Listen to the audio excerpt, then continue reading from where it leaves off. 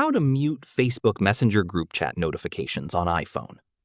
To turn off Messenger group chat notifications, first open the Messenger app on your iPhone.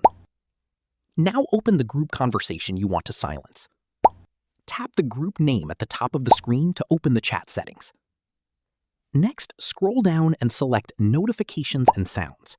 Here you will see different notification options.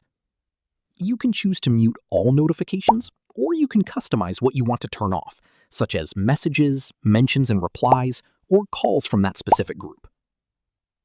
After selecting Mute Notifications, choose how long you want to disable alerts. You can select a specific time period, or choose Until I Change It to keep the group muted permanently. That's it. The Messenger group will no longer send notifications to your iPhone, while your other app notifications will continue working normally. This is how to mute Facebook Messenger group chat notifications without leaving the conversation.